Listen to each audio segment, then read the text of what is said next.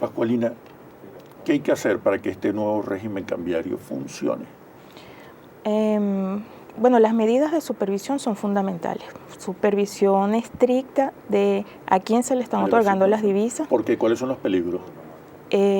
Bueno, los peligros en primer lugar... Que no se supervise, ¿no? Sí, que se supervise y que haya transparencia en la entrega de las divisas. ¿En qué sentido? Si yo estoy diciendo que es alimento y medicamentos, ¿verdad? Que el presidente anunció un plan, la elaboración de un plan de divisas, de liquidación de divisas. Un presupuesto, ¿no? Sí, es decir, qué divisas, cuánto se va a entregar, a qué sectores se van a entregar, para qué. Cuando yo hablo de la supervisión es justamente hacer seguimiento a todo ese proceso y a ese plan. ¿Cuánto estoy entregando? ¿Para qué estoy entregando? Y además, si lo que yo entregué realmente se convierte en los bienes que yo estoy importando. La corrupción. ¿Qué pasa con la corrupción? Bueno, pasa por allí. Justamente si yo tengo un buen sistema de supervisión y control, es justamente para evitar, ¿verdad? Primero, que se destinen divisas a otros sectores que no necesariamente son los prioritarios, sobre todo en este momento en que han disminuido los precios del petróleo y que tenemos restringida la cantidad de recursos. Ahora, hasta ahora no han funcionado los controles ni la supervisión. Todo lo contrario. Se han acentuado, se han elevado los niveles de corrupción. ¿Cuál es la salida? Bueno, los incentivos son muy claros. Pues cualquiera que pueda inventar mecanismos para ponerse en los dólares que están a 10 bolívares o a 200 y pico y revenderlo en el mercado paralelo, o aprovechar lo que se conoce como el contrabando de extracción para entonces cobrarlo en dólares en países, digamos, cercanos o aledaños, hace un negocio tremendo. Entonces, no hay manera que se elimine la propensión, la tentación a la corrupción con esos diferenciales tan grandes. Entonces, el esquema no puede ser uno basado en controles. Hay que ir a... Ningún país de América Latina tiene controles de cambio y han logrado estabilizar su moneda en torno a niveles, digamos, que no fluctúan mucho, con inflaciones muy bajas, menos del 10%. El único país con control en América Latina es Venezuela, y Venezuela tiene este esquema disparatado terrible, que lo que hace es fomentar la corrupción y no atiende las necesidades internas de importación, y por supuesto tiene la inflación más alta no solamente de América Latina, sino del mundo. ¿Qué hacer entonces si no funcionan los controles? ¿Hay otra alternativa? Claro, la otra opción es liberar, ¿verdad? ¿Cuál es el punto, no? Y hay que, ¿Cuáles son los riesgos, las amenazas de una liberación? Nosotros en décadas pasadas la economía ha vivido incluso esquemas donde no ha habido controles y hemos tenido fuga de capitales de divisas, por la vía de las divisas, importante. Lo que pasa es que además Venezuela tiene una característica muy particular. Nosotros somos país rentista. La mayoría de los ingresos en divisas de nuestro país proviene de la renta petrolera, que es una renta, digamos, no se produce internamente, ¿verdad? El precio se marca internacionalmente. Por lo tanto, el Estado propietario de la renta petrolera es quien administra esas divisas. Aquí no es que las empresas privadas produjeron y exportaron y esas divisas las traen las empresas privadas. En su mayoría esa renta proviene del hecho de que tenemos petróleo y son recursos de todos los venezolanos, que los administra el Estado. Por lo tanto, el control, digamos, es un mecanismo de esa administración. El Estado lo que hace como Estado propietario de la renta y administrador es de alguna forma dar una encomienda a estas empresas, ¿verdad? Yo no estoy en el negocio de medicamentos, diría la empresa, el Estado.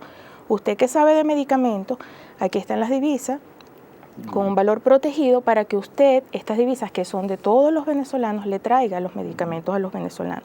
No sé si se entiende. Tenemos una característica muy particular, ¿no? En ese tema. Hay que ser más pragmático. Sí, mira, hay que decir también lo siguiente: desde que se instrumentó el control de cambio en el año 2003, febrero de 2003, se han escapado por la cuenta financiera y de errores y omisiones de la balanza de pago más de 11 veces la cantidad de divisas que se fugaron del país en los 40 años anteriores.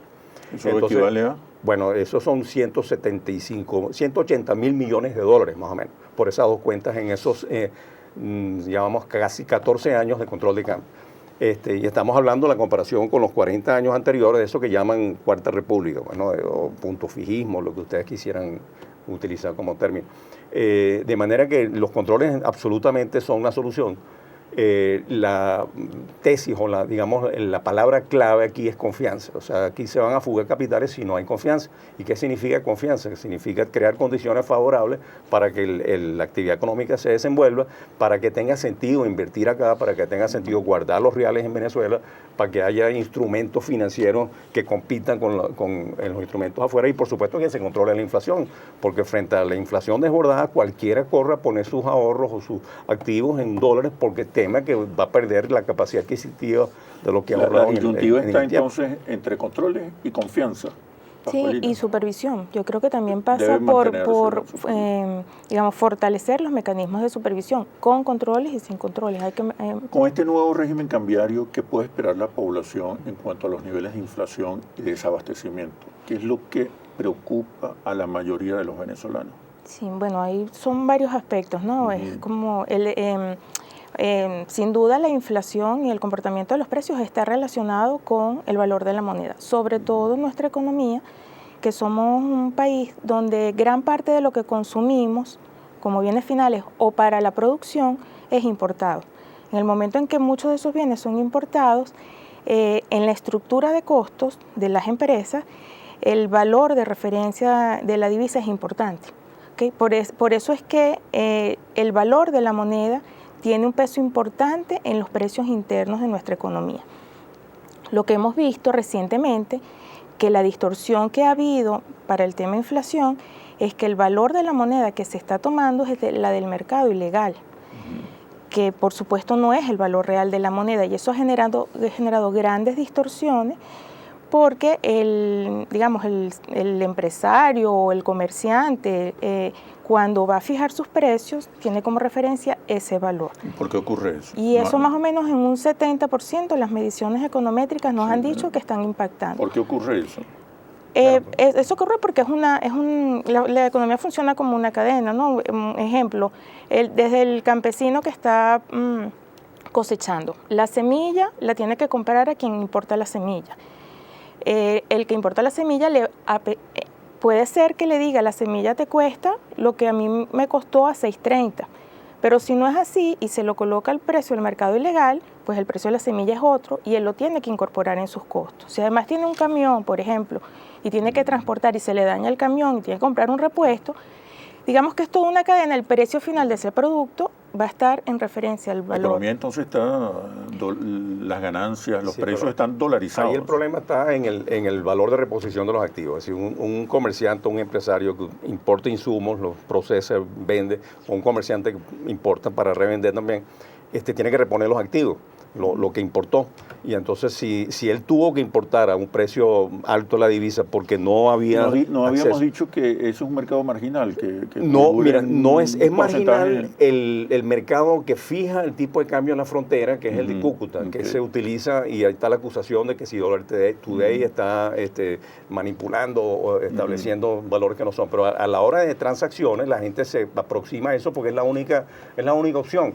Porque es la única opción si está porque no hay suficiente oferta, hay racionamiento de la divisa, el gobierno se reserva para si las divisas controladas a la menor tasa, ahora supuestamente van a ir a 200, pero en términos de la demanda, de la necesidad de atender la demanda, la oferta es muy insuficiente. Yo le decía entre las, digamos, en la propaganda, durante la propaganda, que el Banco Central, con la cifra del Banco Central hasta el tercer trimestre del año pasado, el sector privado estaba importando a una tasa promedio de 268 bolívares por dólar. El sector privado importa la mitad de lo que se importa. El sector público se importaba a una tasa cercana a 6.30, lo que quiere decir que si se lograse unificar el tipo de cambio en torno a un valor de 120, 150 bolívares por dólar, supongamos, con medidas que den confianza y se estabilice en torno a eso, más de la mitad de las importaciones bajarían de precio.